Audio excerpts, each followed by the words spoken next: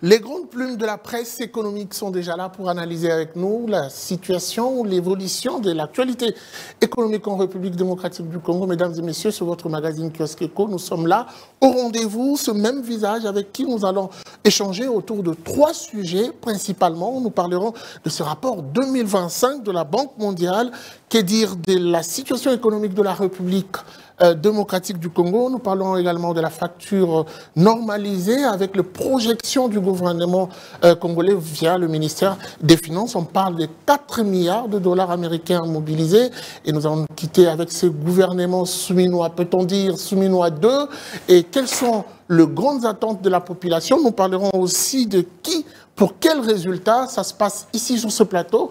Je m'en vais déjà commencer par vous présenter les différents intervenants. Je commence avec bienvenue Bakou, bienvenue d'être là. Merci, je suis là. J'allais plutôt dire merci d'être là, bienvenue d'être là, ça rime un peu. Ouais. Amédée Marabou, merci d'être là. Merci. Gardi Diana, bienvenue. Salut. Et enfin, Fierté Dinanga, qui de temps en temps vient et répare, bienvenue à vous. Merci. Alors, Amédée Morabou, j'aimerais qu'on commence avec ce rapport de la Banque mondiale, ce rapport 2025, qui présente un peu la situation économique de la République démocratique du Congo. Est-ce que ce rapport est opportun, mais aussi, est-ce que la RDC garde encore ses prouesses en termes de cotation? La Banque mondiale a publié son rapport sur la situation économique de la RDC, c'était le 29 juillet dernier.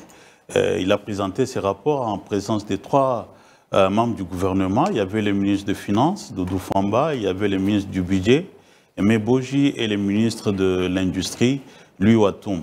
Ce rapport avait une particularité, c'est que ça s'est beaucoup plus basé sur les incitations fiscales que les gouvernements accordent aux opérateurs économiques. Et ce rapport note que la RDC, contrairement aux autres pays africains, est parmi les pays qui accordent le plus d'incitations fiscales. Nos incitations fiscales représentent 5% de notre PIB, c'est-à-dire plus ou moins 3 milliards 500 millions de dollars que les trésors publics démanquent à gagner, accordés sous forme d'incitation, alors qu'en Afrique, partout en Afrique, la moyenne est de 2% du PIB. Mais cependant, on remarque que malgré que la RDC accorde plus d'incitations fiscales aux opérateurs économiques, mais la RDC mobilise moins. Alors que dans d'autres pays où ils accordent moins d'incitations fiscales, ils mobilisent plus. Et comment vous expliquez ce paradoxe? Ce paradoxe, c'est parce que ce ne sont pas des incitations fiscales qui ont été vraiment bien ficelées, bien calibrées. C'est ça, puisqu'il faut aussi dire aussi, et la genèse de ces exonérations, c'est qu'on sait qu'il y a toujours eu un copinage entre un certain nombre d'opérateurs économiques et les pouvoirs publics, ce qui fait qu'on a fait peut-être, voilà, on a accordé des faveurs à un certain nombre d'opérateurs économiques pour payer moins d'impôts et maximiser plus de recettes, alors que ça ne contribue pas à l'accroissement de notre économie. Très bien. Alors, bienvenue. Est-ce que pour vous, ce rapport 2025 a été généreux pour la RDC?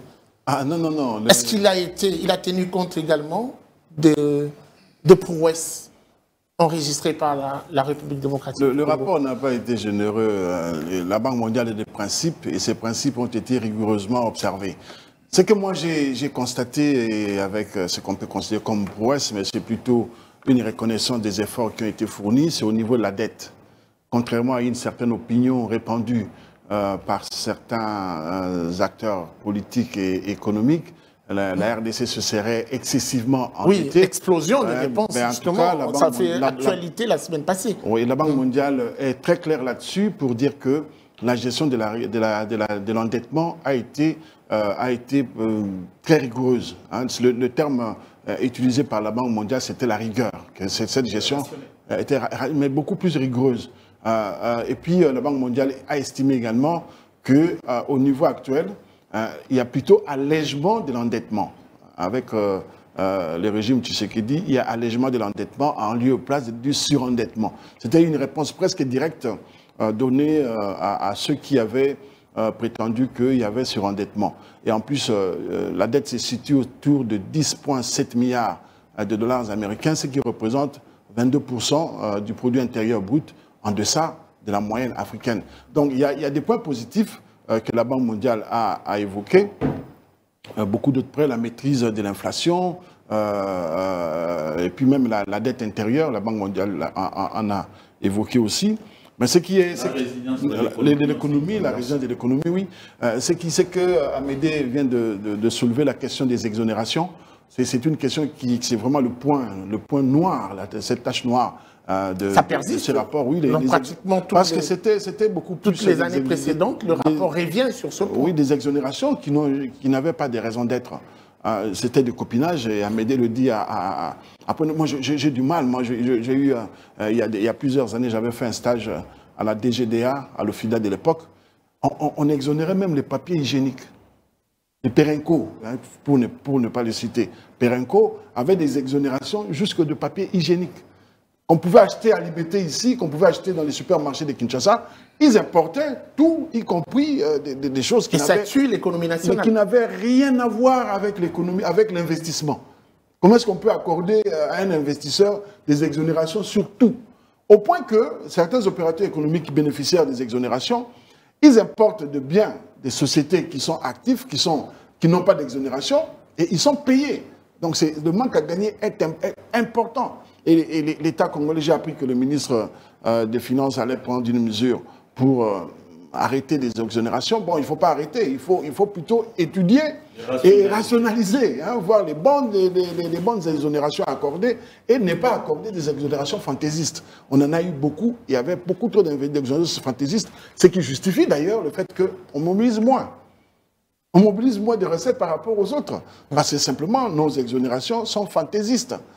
Il faut un coup de balai, il faut toiletter tout ça pour que nous puissions rationaliser ce secteur aussi. Ces rapports, pour moi, il est le bienvenu dans la mesure où, désormais, on a au moins une boussole. Il y a un acteur indépendant, reconnu comme tel, qui n'est pas complaisant. Il suffit de voir le point où il est demandé au gouvernement de fournir des efforts. C'est un rapport qui est objectif et un rapport qui permet à ce qu'on puisse avoir une certaine visibilité, une certaine lisibilité de la situation économique. Très bien. Alors, Gardi Diana, comparativement au rapport 2024-2025, pensez-vous que la RDC a quand même évolué en termes de satisfecit, mais aussi, est-ce que l'on peut se conforter pour dire on a fait le grand pas, regardons ailleurs? Je crois qu'en termes d'efforts, si vous lisez le rapport, vous le trouverez, il y en a suffisamment. Il y en a suffisamment au-delà de ce que les autres ont déjà évoqué sur ces plateaux. La RDC, à ces niveaux-là, a quand même fait quelques mouvements, ce qui justifierait même le rapport qu'on a aujourd'hui avec ces institutions de Bretton Woods. Le rapport, pour moi, disons que c'est un élément d'alerte qui nous permet de rester sur le droit chemin. Et peut-être contrairement au-delà du copinage évoqué ici sur la question des allègements fiscaux, moi j'estime aussi que c'est un problème structurel. On a tendance à prendre des mesures comme soupape pour réguler des marchés sans en avoir la maîtrise suffisante. Et pour moi, c'est la plus grande difficulté. C'est là où ça devient cosmétique. Je peux prendre des exemples, ce sont les gens ici, quand vous avez décidé d'aller sur les exonérations dans l'idée de pouvoir influer sur le coût de revient, justement apporter ces pouvoirs d'achat aux Congolais, mais sans en avoir la maîtrise, ce qui fait que c'est des feux de paille, c'est des mesures qui n'atteignent pas la cible comme il se doit. Et pour moi, c'est généralement la nature, le caractère de notre structure économique qui permet aussi de fois on prend des mesures. C'est là où moi j'estime que dans beaucoup de choses, on a l'habitude de faire du mimétisme. Le mimétisme, c'est ce qui nous tue dans la plupart des cas. Et moi, je pense qu'à juste titre, on a essayé plus d'une fois les exonérations. J'ai peut-être un point de vue contraire aux autres. Je crois que dans la nature, avec la nature de notre économie, je ne vois pas l'utilité, moi. Je ne vois pas l'utilité aujourd'hui d'exonérer. Sinon, à moins que quelqu'un sur la table m'ait donné une bonne raison, je crois que la plupart des raisons qui nous ont conduits à exonérer ici n'ont jamais apporté des solutions parce qu'on n'a jamais pu atteindre la cible. C'est-à-dire influer sur le prix de revient pour pouvoir permettre aux Congolais d'avoir accès à certains produits, ça n'a jamais marché à ces niveaux-là. Et je crois qu'il faudra trouver d'autres méthodologies. Mais pour moi, le gros du rapport, Je pense qu'il n'y a rien de nouveau au regard de discussions qu'on a déjà eues plus d'une fois. C'est des choses dont on a toujours parlé, on a toujours évoqué. Et aujourd'hui, c'est juste que c'est coulé sous forme de rapport. Après l'évaluation telle que prévue dans le plan calendaire avec cette institution, pour moi, c'est juste une façon de nous dire qu'il faudra passer à autre chose. C'est vrai, on a réussi certains coups, comme on dit, dans la résilience sur le plan économique. Mais cette économie-là, pour qu'elle arrive, il faudra qu'il y ait un fort investissement de l'État. Il faut qu'on aille vers une forme de productivité. Pour moi, c'est un coup d'alerte. À nous de le prendre dans le bon sens et s'activer. Alors, Ferté Dinanga, je rebondis sur ce que Gardi dit tout à l'heure. Il n'y a pas besoin d'exonérer. Or, beaucoup pensent qu'on ne peut ne pas exonérer pour faciliter notamment l'arrivée de certains produits, mais aussi respirer un peu certaines entreprises qui, notamment, sont bénéficiaires de cette exonération. Alors la question qui arrive, comment faire pour ne pas déranger en exonérant? Merci de la question, Guy Chungu. Le rapport a pratiquement tout dit, et ce rapport nous permet tout simplement de faire la rétrospection, l'introspection et la projection. Savoir d'où nous venons avec cette situation de notre tissu économique, que nous savons très bien qu'il a été détruit par des moments troubles, des moments de tergiversation qu'a connu la République depuis plusieurs années. Et aujourd'hui, nous sommes devant une réalité où il faut réaffirmer le nom de la RDC dans des salons de discussions économiques. Et les exonérations, quant à cela, il faudrait comprendre que ça n'a pas servi à quelque chose parce que le Congo n'exporte pas, à part les minerais de gauche à droite, mais nous ne produisons rien ici, que nous pouvons faire cet échange avec d'autres nations du monde. Ce qui explique l'importation qui s'est faite. Bien évidemment, nous sommes en train d'importer, on l'a dit ici, qu'il faut toiletter. Toiletter. Au lieu de suspendre l'exonération, il faut toiletter, voir ce qui part dans une nécessité. Contrairement à la proposition de Diana, bien qui évidemment, dit qu'il faut arrêter l'exonération. Exclusivement. Et ici, par les expatriés, dans une économie de marché où ils font suffisamment de profit, je ne vois pas pourquoi vous exonérez. Mais depuis plusieurs années, vous savez qu'on a toujours extraverti tout ce que l'on fait. Mais alors, et aujourd'hui... Pourquoi vous exonérez pour des gens qui en massent suffisamment? Non, mais parce que nous restons sur ces termes d'une collaboration bilatérale. Le monde est un village planétaire. Donc, il ne faut pas suspendre les exonérations, il faut tout simplement toiletter pour savoir ce qui est profitable et ce qui peut aller dans le sens de reconstruire notre économie. Mais aujourd'hui, il faudrait spécifier une chose. Tout ce que nous faisons, il y a cette taille de la communauté internationale parce que nous ne sommes pas un pays seul au monde. Nous travaillons d'une manière bilatérale. Et notre économie, on peut bien le dire, le Congo a connu beaucoup de problèmes depuis plusieurs années. Et nous sommes sur les pas de pouvoir améliorer certaines choses. Voilà pourquoi ça nous permet d'être aux aguets, de comprendre évidemment ce qui est bien pour notre économie et ce qui n'est pas du tout bien. Amédée Mourabou, en un seul mot, la situation économique de la RDC, stable ou pas, par rapport à ces rapports, tenant compte de ce rapport de la Banque mondiale, elle est stable ou elle stagne un tout petit peu? En tout cas, en un mot comme en mille, la situation de la RDC, en tout cas la situation macroéconomique de la RDC, elle est stable, en tout cas encourageante. Comparativement à 2024. Selon les projections de la Banque mondiale, oui, la situation macroéconomique, elle est stable, elle est encourageante. Mais la Banque mondiale, oui, il y a un mais. Dans son rapport, la Banque mondiale dit clairement que pour que la République démocratique du Congo continue à maintenir la stabilité de son cadre macroéconomique et surtout à ce qu'il soit beaucoup plus résilient et inclusif, il faut un certain nombre de réformes, un certain nombre d'actions. C'est par exemple, et on l'a toujours dit ici, il faut des investissements suffisants dans les secteurs essentiels, notamment à ce qui concerne l'accès aux services publics. Il faut il y a déjà des signaux lancés par le gouvernement dans le cadre, justement, de ce que vous dites, les actions à mener pour stabiliser mieux. Ici, on fait... investissement et le reste. Ici, on pousse les gouvernements. Par exemple, le service public. Le service public. Ici, par exemple, on prend l'exemple de Kinshasa. Il se pose un problème très grave du transport en commun. Mais on a Transco.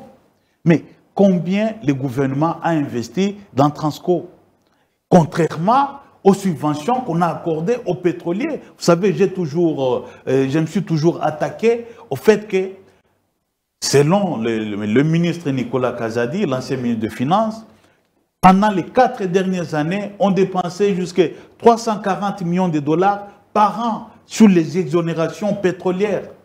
S'il vous plaît, en 4 ans, ça faisait plus de 1,3 milliard de dollars qu'on a donné aux pétroliers, soi-disant, pour avoir un prix allégé du carburant, alors que si on avait investi cet argent-là dans les structurels, c'est-à-dire que dans la mise en place d'un système de transport qui soit complet, résilient et adéquat pour les populations, aujourd'hui, on aurait quand même un système de transport adéquat dans la capitale ici. Mais on a pris 1,360 milliard de dollars. On a donné aux pétroliers pour leur dire, vous baissez un peu les carburants parce que la population n'a pas un pouvoir d'achat fort. Mais aujourd'hui, 4 ans après, nous sommes bredouilles. Et pourtant, si on avait investi dans les structurels, on aurait, par exemple, Transco pourrait avoir même 10 000 bus qui circulent ici dans la capitale. Sur quelle route? Voilà. Et également, il faut ça, c'est une autre question. C'est toujours réfléchir. Cette question a toujours divisé le plateau. Non, non. La Banque mondiale dit il faut investir dans les services essentiels, il faut investir dans les infrastructures, il faut regarder le chômage de masse de la jeunesse, parce que c'est quand même incroyable. Nous avons une jeunesse dynamique, nombreuse, mais qu'on n'utilise pas. Mais si cette jeunesse-là travaillait en plein régime, je dirais, mais ce pays aurait peut-être doublé son PIB. Très bien. C'est tout ça. Vous avez un détail à rajouter? J'aimerais bien dire qu'il y a espoir. Qu'il y a espoir. Ces rapports démontrent qu'il y a espoir, parce qu'on est passé en situation d'aggravation à une situation d'atténuation. Et moi, je préfère lire ce que disent les rapports. Par rapport, parce que Amédée a toujours tapé très fort sur la pauvreté, sur l'emploi des jeunes, etc. Il n'a pas tort. Avec raison. Avec raison. Personne n'a dit qu'il avait tort. Depuis toujours, on a toujours dit que c'est vrai. Mais ce qui est vrai, c'est qu'il y a atténuation. Ça veut dire qu'on est passé de la zone rouge, on est en train d'aller vers la zone de la progression. Et dans des situations où on a été dans la zone rouge pendant de longues années, lorsqu'on sort de la zone des turbulences, il faut saluer, et la Banque mondiale le reconnaît. Et ici, dans les rythmes de réduction de pauvreté, devait s'accélérer selon la Banque mondiale, ce n'est pas moi qui le dis, à mesure que l'inflation se modère à moyen terme. Bien que l'inflation persistante ait affaibli le pouvoir d'achat des ménages, les estimations suggèrent une baisse progressive de la pauvreté. À mesure que l'inflation se modère, le taux de pauvreté mesuré selon le seuil international de 2,15 $ par personne et par jour devrait passer à 70,7% de la population. On était à 72, on est à 70, on va me dire 2% c'est rien, mais je dis 2% c'est quelque chose. 2% de 100 millions d'habitants, c'est-à-dire qu'on a sorti plus ou moins... Ça reste un rythme lent. On a sorti plus ou moins 5 millions de personnes de la pauvreté. Oui. C'est pas beaucoup, je le reconnais, c'est pas beaucoup, mais c'est beaucoup. On a sorti 5 millions de personnes de la pauvreté grâce à ces politiques. C'est un pas. C'est un pas. C'est un pas que la Banque mondiale... Géographiquement, si vous le prenez, ça fait plus de 35% de la population de Kinshasa. Voilà. Qui sont sortis, 35% plus de 35% de la population de Kinshasa sortis de la pauvreté. C'est quelque chose, ce n'est pas perceptible parce que la tâche est immense. Le tout était très béant.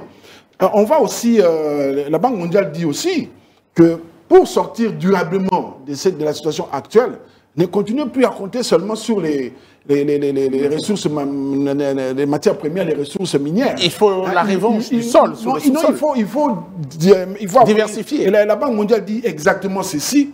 Le renforcement des liens entre le secteur minier et les autres secteurs, notamment les services, pourrait également favoriser des retombées positives plus larges au bénéfice des ménages. C'est dire que le gouvernement doit fournir ces efforts qu'on demande absolument. Pour diversifier l'économie. Non seulement diversifier l'économie, mais commencer par les infrastructures. Les infrastructures, c'est la base qui pourrait permettre à ce que que font... Il y a quand même quelques signaux quand on parle d'infrastructures. Il faut accélérer. Quelques signaux. Il faut accélérer. Il suffit d'accélérer, il suffit d'avoir des bonnes routes pour l'évacuation ces minéraux notamment, hein, pour l'évacuation des produits agricoles, pour qu'il y ait beaucoup plus de services, qu'il y ait beaucoup plus d'argent et qu'il y ait diffusion de la croissance à travers la population. On n'a pas cette diffusion de la croissance simplement parce que c'est tracté par les mines et tous nous avons le regard porté sur les mines alors que ce secteur-là n'est pas un secteur pourvoyeur d'emploi. Et donc ce n'est pas impossible de mobiliser plus de 10 milliards de dollars dans ce pays avec notamment les recommandations à l'interne. On doit aller dans les 25 milliards. Oui, on doit aller dans les 25 milliards. On doit dépasser le budget de souveraineté qui est de 15 milliards en ressources propres. Si on dépasse ce budget de souveraineté, parce que ce budget de souveraineté... J'allais dire 10 milliards de plus sur ce qu'on a déjà. D'accord. C'est ça. Le rectificatif. Là, ça marche. Très bien. Alors, j'ai quand même entendu Amédée souligner un mot, et ça sera votre question, les réformes. Et nous allons déjà parler de ces réformes, notamment avec notre deuxième thématique qui annonce la facture normalisée. Il y a eu trop de commentaires là-dessus. Une réforme du gouvernement via le ministère des Finances, une réforme qui projette une mobilisation de 4 milliards de dollars en renforçant un peu la TVA. Ça paraît un peu coup de baguette magique. Comment avez-vous d'abord perçu cette facture normalisée en ce moment-ci? En fait, l'idée d'utiliser l'allègement fiscal comme soupape pour jouer sur le marché de produits, des prix, des biens et des nécessités. Alors qu'on n'a pas l'ensemble des instruments pour pouvoir réguler, pour pouvoir contrôler. Et je crois que depuis 2012, quand on a instauré la TVA, on s'est finalement rendu compte que les espoirs voulus par l'instauration de ces taxes n'y arrivaient généralement pas. Encore une fois de plus, on est allé sur une réforme sans la faire de manière intégrale. Et la facture normalisée est pour moi justement le complément qui vient permettre à l'État de pouvoir suffisamment profiter, suffisamment collecter et à juste titre profiter de l'instauration de cette taxe. C'est ça. Il n'y a pas beaucoup de choses à dire. Quand on dit en fait le désarroi du ministre des Finances, je l'ai vu, c'est quand on a remplacé l'ICA, c'était d'élargir l'assiette pour permettre avec la TVA, dans son sens intégral, de récolter un peu plus et quitter les considérations limitatives qu'on avait avec l'ICA avant. Mais que finalement, on s'est retrouvé dans un contexte du blanc bonnet, bonnet blanc.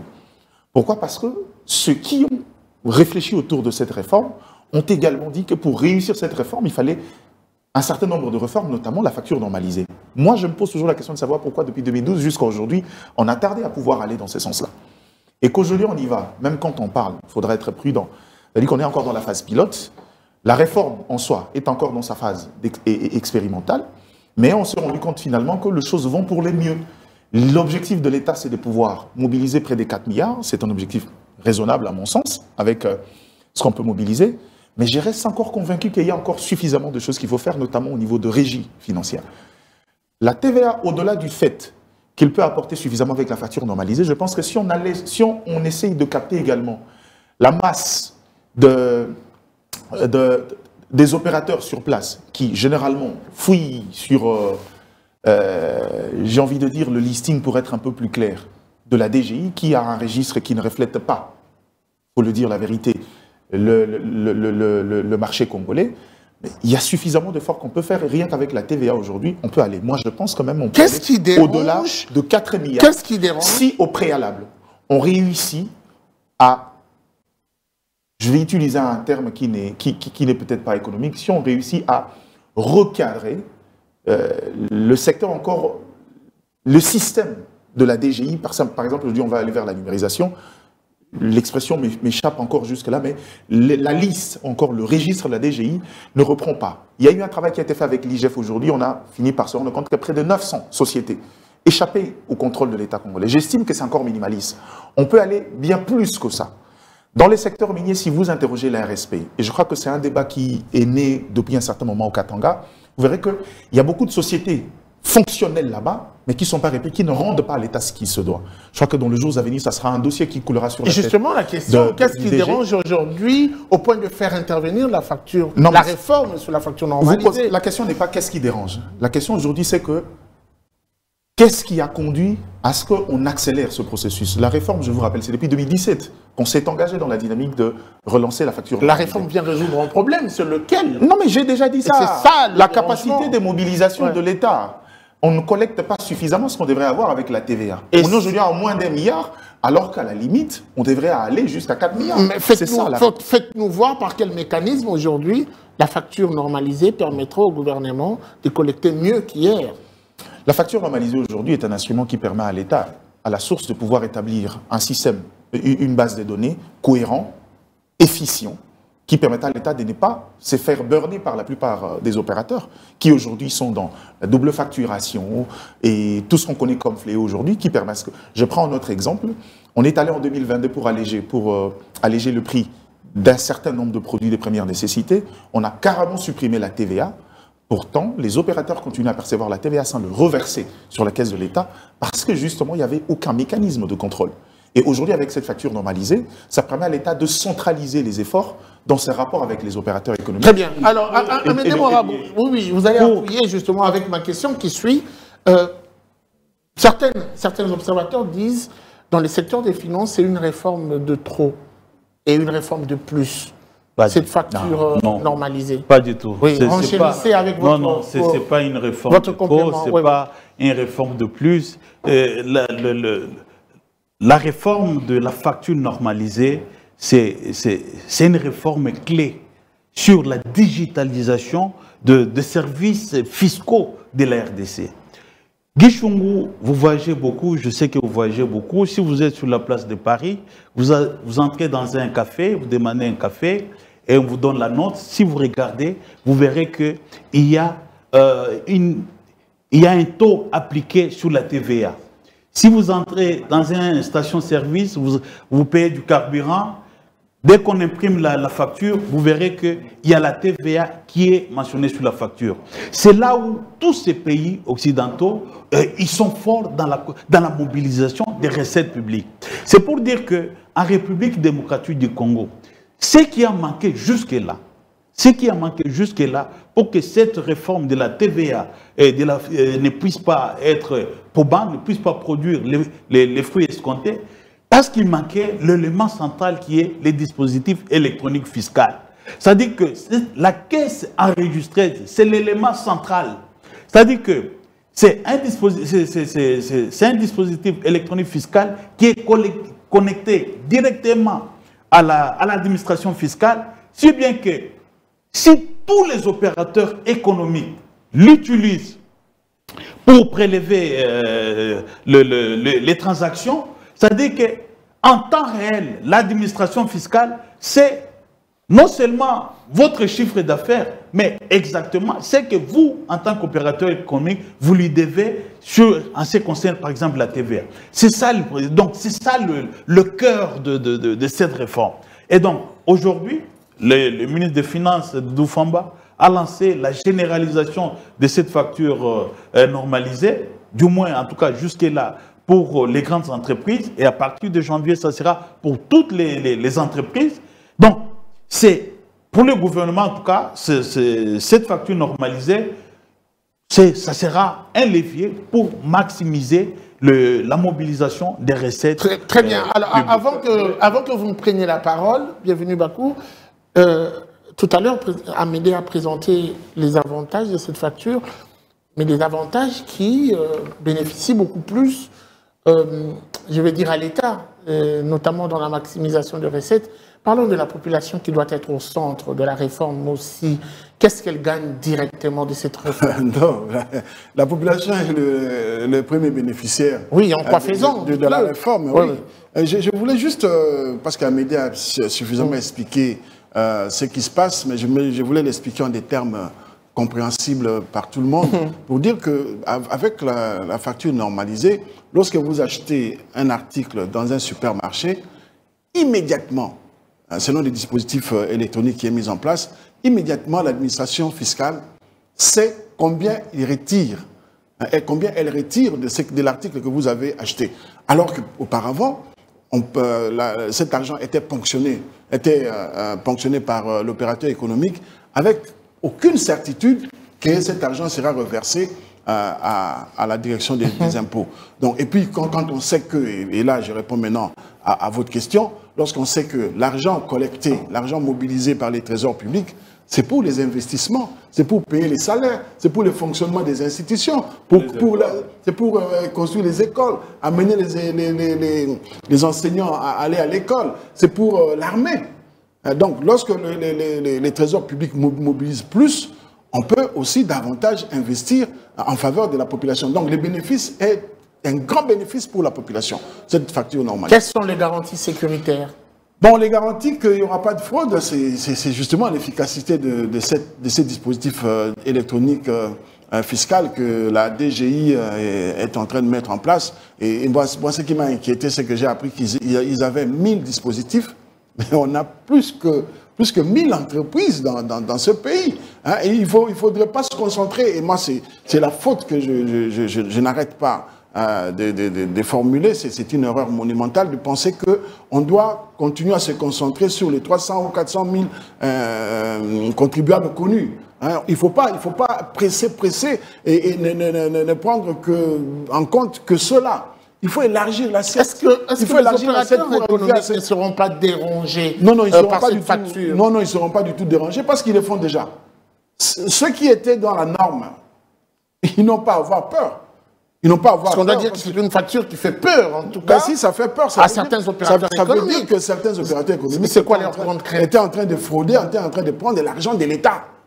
Et ça, c'est encore grave. C'est un détournement qui mérite prison, qui mérite qu'on ferme ces entreprises, qui mérite même qu'on puisse demander des dommages et intérêts au profit des trésors publics. En réalité, les opérateurs économiques ils perdent rien. Ils ne devraient pas avoir peur. Ils ne perdent rien. Dans les rapports, tout à l'heure, on évoquait les rapports de la Banque mondiale sur la situation économique.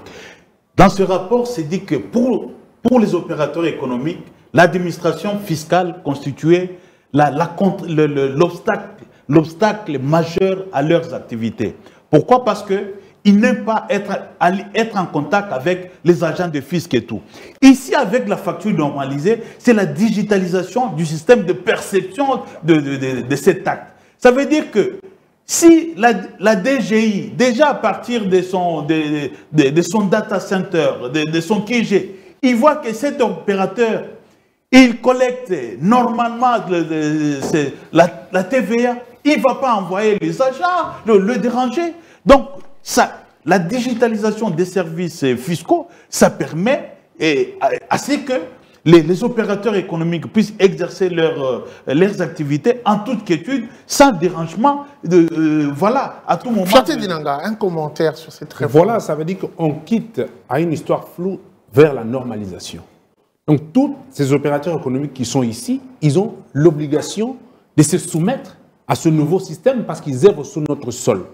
Et aujourd'hui, c'est vrai, ça devrait être très compliqué pour des personnes qui se sentent dans un but de détournement, un but de corruption. Et c'est ça la difficulté. Aujourd'hui, lorsqu'on a dit qu'on n'a pas su mobiliser avec la TVA parce qu'il n'y avait pas de traçabilité. Et ce mécanisme électronique fera en sorte qu'il n'y ait pas de détournement, parce qu'il y a des gens qui viennent, qui se présentent comme des agents de fiscalité, mais qui perçoivent l'argent de l'État, qui ne le ramènent pas vers les caisses où il n'y a pas une traçabilité.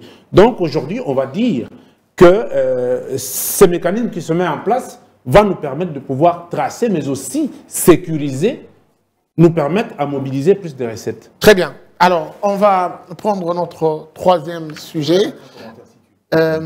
Rapidement. Bon, à la suite de ce que Fierté vient de dire, l'une des plus grandes faiblesses dans l'administration fiscale, c'est aussi le conflit d'intérêts. Généralement, on en parle peu. La plupart de cadres, agents de la DGI qui sont à la fois conseillers financiers de certaines structures. Et généralement, quand on parle justement de la base de données de la DGI, qui ne sait pas avoir suffisamment, il y a quelqu'un qui parle même d'un cadre qui aurait trouvé un moyen de proposer à une société qui devait 2 millions à l'État congolais, de payer 1 million. 500 000 va à la caisse, 500 000 les autres se le partagent, et l'État perd 1 million de dollars américains. Et je pense qu'aujourd'hui, avec la facture normalisée, avec le système digitalisé, avec la centralisation, on coupe un peu court à ces circuits-là qui permettaient aux gens de pouvoir faciliter le coulage de la part des autres sociétés. Mais au-delà de ça, la facture normalisée, pour moi aussi, c'est un point vers la transition numérique à ce niveau de l'administration fiscale, même si après, il y aura d'autres formes qui vont arriver. Mais pour moi, je pense que c'est l'élément essentiel qui permettra à l'État congolais de pouvoir réduire tant soit peu ces systèmes d'écoulage qu'il y a en termes de mobilisation et en termes de paiement d'impôts. Très bien. Le succès de cette réforme repose aussi essentiellement sur l'implication de la population. C'est-à-dire que chaque Congolais devrait exiger une facture normalisée quand il rentre dans un supermarché, dans une boutique, dans une station essence. C'est important, puisque dès lors que cette facture normalisée est émise, on est sûr que effectivement l'argent entre dans les caisses de l'État. Donc l'implication, c'est pourquoi j'appelle l'administration fiscale à vulgariser cette réforme de manière que chaque Congolais puisse s'en approprier. Et j'étais heureux de voir que le ministre a compris cette chose et il a annoncé qu'il y aura même des sortes de tombola pour stimuler un peu cette culture fiscale dans le chef des Congolais. Très bien. Alors, on doit dire et commenter beaucoup à ce sujet, mais aussi commenter sur notre troisième sujet, la fumée blanche, toujours attendue. Vous avez eu à observer la mandature ou le mandat de Souminois Judith en tant que première ministre. Aujourd'hui, il y a déjà un besoin d'avoir un nouveau gouvernement. Qu'est-ce qu'il faut pour vous? Souminois 2 ou à nouveau revu de la tête à la base? Pour le moment, en tout cas, ce que j'ai cru comprendre, on est dans le gouvernement Souminois 2, c'est-à-dire on va... C'est ce qu'il faut, c'est ce que vous avez compris. C'est ce que j'ai compris. Ouais. Mon point de vue ne compte pas à ce stade. Je sais quand est-ce que je donnerai mon point de vue, s'il faut continuer ou pas. Mais aujourd'hui, les faits sont là. Les faits sont là. Lorsqu'on sort de la pauvreté, 5 millions de Congolais, c'est pas peu. Pour rentrer dans le rapport oui, justement, mais peut-être qu'on ne le dit pas assez, et peut-être que ceux qui ont réalisé cet exploit ne se rendent pas compte de l'importance de dire à la population congolaise que, écoutez, on vous a sorti 5 millions de la pauvreté, de seuil de la pauvreté. Peut-être qu'ils n'ont pas compris que c'est ce qu'il faut dire à la population, expliquer à la population. Pour moi, il faut continuer cette stratégie. Il faut continuer ces politiques publiques, mais il faut les renforcer, les rationaliser. Il faut les renforcer, les rationaliser. Pour moi, ça veut dire quoi? Tout orienté vers les infrastructures, vers la construction des infrastructures, vers les investissements. Et je pense que l'idée du départ d'accorder 47% du budget aux investissements, on doit revenir à ces fondamentales. Ça a été respecté. Et on doit revenir absolument à ces fondamentales. Ça n'a pas été respecté. Cette loi des finances. Ça n'a pas été respecté, mais pour le moment, je pense que la Banque mondiale nous dit directement, justement, dit à ce gouvernement à venir, écoutez, la voie à suivre, c'est de faire des infrastructures. Investissez suffisamment dans les infrastructures, vous allez accélérer votre croissance. Et Amédée l'a expliqué si bien tout à l'heure que la croissance n'est pas accélérée aujourd'hui parce qu'on n'a pas des infrastructures qu'il faut. Hein, les routières, ferroviaires, même les infrastructures énergétiques. Si vous mettez tout ça ensemble, nous pouvons atteindre un taux de croissance à 2 chiffres l'année prochaine, par exemple. Si déjà on s'y met aujourd'hui, l'année 2026-2027, on peut atteindre ce taux de croissance et au bout de 5 ans, si on a un taux de croissance à 2 chiffres, devenir un pays émergent. Est-ce qu'elle a été à la hauteur des engagements pris, notamment le plan de travail, le plan directeur, ou les actions telles que promis à la population lors de l'investiture? Vous parlez de qui? À marge de l'an 1 du gouvernement, moi j'ai fait un article que j'ai intitulé « Les 10 erreurs de la gouvernance souminois et comment y remédier ». Et dans cet article, j'ai décortiqué ce que moi je trouve comme erreur de sa gouvernance. Minimisable. Non, ce n'est pas minimisable. Si c'était minimisable, on n'allait pas aujourd'hui, ça n'allait pas conduire au remaniement du gouvernement. On attend voir à quel taux sera le remaniement. Est-ce que ça ces erreurs, c'est au niveau de la troupe? À 20%? Oui, la gouvernance. Au niveau de la troupe? Le gouvernement, justement. Pas au niveau Et la première erreur, c'est la gouvernance souminoise n'a pas été en mesure de réduire les trains de vie des institutions. Pour moi, ça, c'est capital. Il y a eu quand même des efforts, notamment avec cette annonce faite par les ministres des Finances, avec notamment de concessions, notamment on parlera de du frais de fonctionnement de l'Assemblée nationale. Vous en savez quelque chose. Non, mais justement, comment vous pouvez ne pas reconnaître cela? Guy Chourou, ça me permet de redire ce que j'ai dit à la dernière émission ici. La réduction du train de vie des institutions n'a pas eu lieu et n'aura pas eu lieu, en tout cas, durant cet exercice budgétaire. Parce que, alors que le gouvernement annonçait qu'il va réduire de 30% le train de vie, en proposant même un budget rectificatif qui traduisait cette réduction-là de 30%, pendant ce temps-là, le gouvernement engageait déjà plus de dépenses, plus que même ce qui était prévu dans le gouvernement initial. Donc pour moi, ça c'était le premier péché des Soumina. Le premier péché des Soumina. C'est-à-dire qu'elle n'a pas eu le courage de réduire les trains de vie des institutions. Et ça c'est capital. Tu sais pourquoi c'est capital? C'est pourquoi moi, j'ai toujours appelé à la rupture. Parce que j'estime que, jusqu'ici en tout cas, nos différents budgets sont conçus pour servir au confort des institutions et de leurs animateurs. Pour moi, il faut changer de paradigme et changer de cap. Madame la Première ministre n'a pas eu ce courage-là et elle ne l'a pas fait. Voilà, ça c'est la première erreur et la plus grosse. Parlons de 9 restants. Non, ça va pas. Allez-y. Alors, résumez-nous ces 9 péchés. Résumez-nous ces 9 péchés. Autre chose. Rapidement, prenons l'essentiel. Dans ce plateau, sur ce plateau, je suis toujours revenu sur le discours du président de la République du 29 janvier. Dans ce discours-là, le président, il prend la parole. Il dit, je voudrais que nous puissions entrer dans une ère de paix et de prospérité. Pour moi, c'était un discours historique. Et il a fait une passe énorme au gouvernement Soumina et à la Première ministre. Parce qu'il lui a dit, voilà, je vous donne le pouvoir de changer de cap. Parce qu'il faut qu'on oublie les 30 années d'humiliation et de pillage de nos ressources, refonder l'État pour qu'il y ait une nouvelle RDC. Ça non plus, le gouvernement n'a pas su saisir la balle au bon. Tout ce que le gouvernement a pu faire, c'est le dédoublement des salaires des militaires. Et alors que moi et vous, nous savons que le problème fondamental de notre armée, ce n'est pas le doublement de salaire. Pour moi, le problème fondamental, au numéro 1, c'est d'abord l'organisation. En termes d'équipement, une armée suffisamment équipée, une armée suffisamment bien motivée, une armée disciplinée. C'est ça. On a doublé les salaires des policiers. Mais moi et toi, qui circulons dans la vie, est-ce que les policiers ont changé même d'attitude? Non. Très bien. Ils sont tels qu'ils ont toujours. Alors, dans les remèdes, j'ai dit que pour que... Avant qu'on parle des remèdes, avant qu'on parle de remèdes, oui, je vais revenir à vous. Je sens l'adrénaline qui monte avec votre théorie de 10 péchés souminois. Gardidiana, 10 péchés ou 10 erreurs, c'est assez suffisant pour juger la mandature d'une personne et même prendre des sanctions qu'il faut.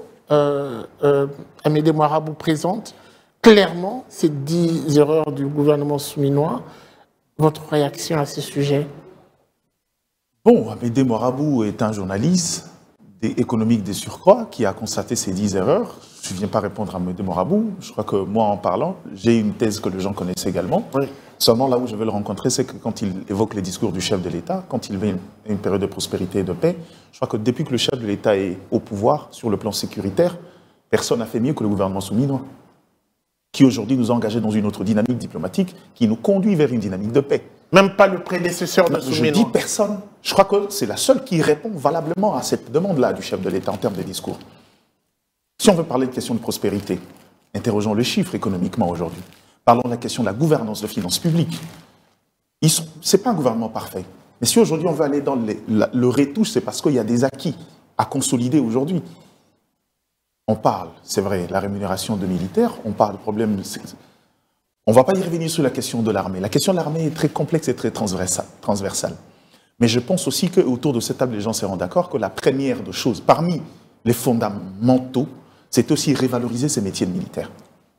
Et là où moi je trouve très intéressant, je me rappelle quand le chef de l'État a lancé cette patate chaude, on s'interrogeait sur est-ce qu'on peut aujourd'hui exiger de doubler les revenus d'un corps pendant que la loi de finances a déjà été adoptée, pendant que Cette loi était même en train d'être exécutée. Comment fera-t-il pour pouvoir répondre à cet impératif? Le chef de l'État qui avait la connotation de quelqu'un qui promet sans tenir, mais au moins chez les militaires, Jules Souminois a réussi à faire passer le chef de l'État de quelqu'un qui dit une chose et qui accomplit. Il a dit, il a fait. Il a dit, il a fait. Maintenant, sur les considérations opérationnelles de guerre, je ne pense pas que ce soit le contexte, sinon on arrivera à un plateau politique et on évoquera les faiblesses. Et c'est d'ailleurs ça le rôle d'un Premier ministre. Est-ce qu'il a pu redonner une image au président de la République dans l'opinion? Judith Souminois. Vous demandez de... Hier, c'était le chef de l'État devenu un petit peu contesté par la population sur notamment le fait que la plupart de promesses étaient restées non tenues. Est-ce qu'aujourd'hui, on peut dire que Souminois a réussi sur cet aspect de choses? Vous me faites dire ce que j'ai déjà dit aujourd'hui. Pour une fois, il lance une patate chaude comme il en a l'habitude, et lui seul maîtrise l'exercice, ça a été réalisé. On dit que la parole du chef a force de loi. Autrefois, les autres gouvernements qui sont passés ont le traité des Lakaman parce qu'ils disaient des choses que le gouvernement n'était pas en mesure de suivre.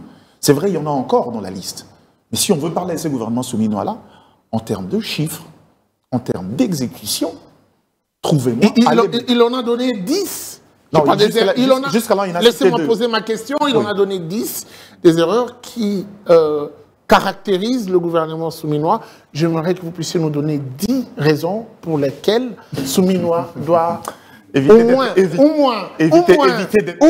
10 pour lesquelles Souminois doit être reconduit.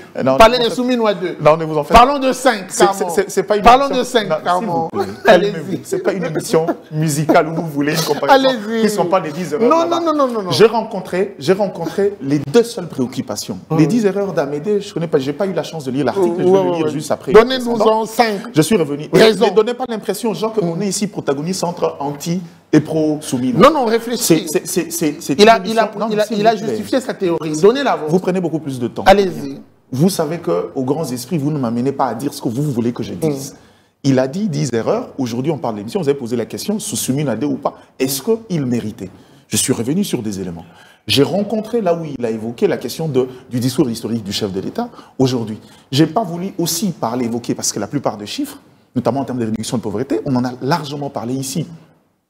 On va sur Souminois parce qu'il y a des acquis sur quoi il faut consolider. Et ces acquis-là partent également de la coordination de ce gouvernement-là.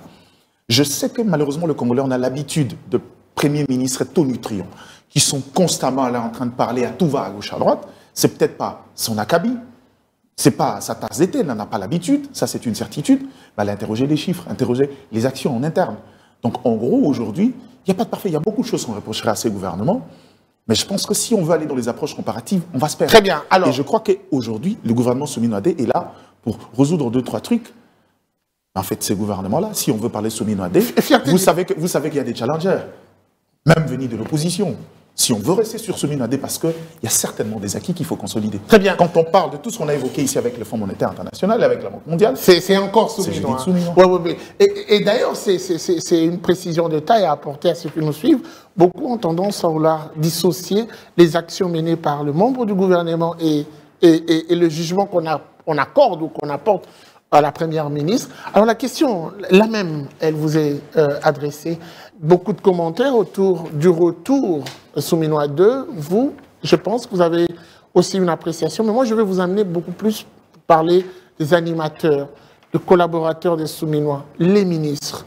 Pensez-vous qu'ils ont su se démarquer? Si oui, en quoi faisant? Est-ce que Souminois était presque seul? Parce que déjà, on l'a dit ici, elle a fait ce qu'elle devait faire, au point de défendre même l'image du chef de l'État. Vous avez suivi Gardi Dana qui a évoqué des faits essentiels qui aujourd'hui justifient le retour de Souminois 2. Mais est-ce qu'elle a eu de bons collaborateurs à ses côtés? Appréciation et jugement. Merci de la question. Le retour de Souminois 2 se justifie par sa docilité. C'est l'enfant docile, on va bien le comprendre. Mais parler des collaborateurs, ici, il faudrait spécifier qu'il n'y a jamais eu de mauvaises troupes, il n'y a que de mauvais chefs.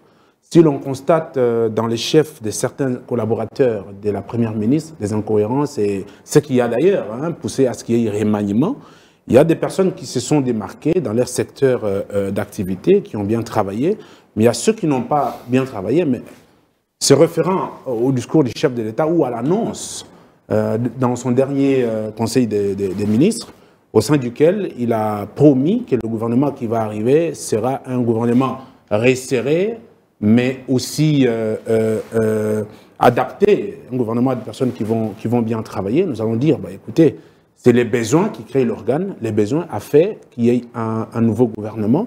Mais hélas, il faudrait tout simplement dire que les personnes qui vont y accéder se démarqueront de ce qui s'est fait précédemment, parce que aujourd'hui, c'est le Congo, la vie du Congo qui par-dessus tout, malgré les intelligences, mais il faut l'intelligence des situations, mais aussi l'amour de la patrie, parce que l'amour de la patrie est par-dessus les diplômes, par-dessus tout ce que l'on peut être. Il faut aimer le Congo, mais donner ce que nous avons, les meilleurs, pour pouvoir répondre à la tâche qui nous est attribuée. Très bien. Alors, on finit avec vous. Bienvenue. Le chef de l'État l'a annoncé. Il dit un gouvernement de large, le mot qu'il a utilisé, ouverture, c'est ça. Merci. Mais en même temps, il est contre la consommation abusive de ressources ou de l'argent par les structures étatiques. Comment parler d'un gouvernement de large ouverture aujourd'hui, tant que le train de vie des institutions n'est pas encore réussi? Est-ce que ce gouvernement de large ouverture est différent d'un gouvernement un peu plus colossal, à votre avis? Et qu'est-ce qui doit être la démarche du président de la République? Écoutez, le président de la République a trouvé la formule qu'il faut. Il y a l'ajustement politique qui doit s'opérer à cause de la guerre, à cause de tous les engagements que la République est en train de prendre. Il donne donc une réponse politique à une question politique qui a été posée. Mais ici, dans le cadre de Kiosque Éco, je n'aborderai pas des questions politiques, je vais rester dans le secteur qui Justement, est j'ai évoqué la réduction du train de vie. Le Gouvernement de large ouverture, train de vie des institutions qui doit être réduit.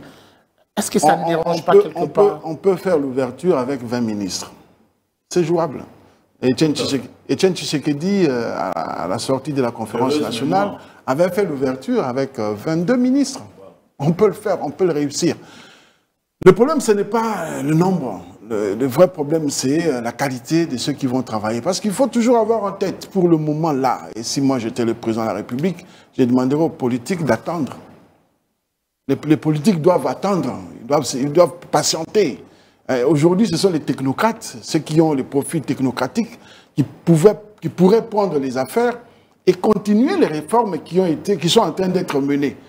Et comme ça, garantir un bien-être social équitable de la population. Et les enjeux politiques, c'est à venir. Bientôt là, il y aura un dialogue. Et quand il y aura un dialogue, il y aura un gouvernement certainement qui se batte pour ce gouvernement-là. Moi, de mon point de vue, je pense que ce gouvernement qui est en gestation doit être un gouvernement des technocrates, des politiques qui ont des profils technocratiques et qui permettraient à ce qu'on puisse consolider les acquis. Et les acquis aujourd'hui, c'est la réduction de la pauvreté. Des réformes telles que la facture normalisée, ça entre dans ce cadre-là. Il ne faudrait pas que les gens qui vont venir viennent balayer tout ça, parce qu'au nom de la politique, au nom de l'ouverture, on vient balayer tout ça, on vient détricoter la maîtrise du cadre macroéconomique. On doit éviter absolument à tomber dans ces erreurs-là. Merci beaucoup. Bienvenue Bakou. Merci à Amélie Marabou. Merci à vous Gardiana. Merci à C'est fini comme ça. Dinanga. Ah ben oui, c'est fini pour aujourd'hui. Merci à vous également de nous avoir suivis. C'était donc votre émission Kiosque Éco. La suite, c'est sans doute au prochain numéro avec le même plaisir. Au revoir et à très vite.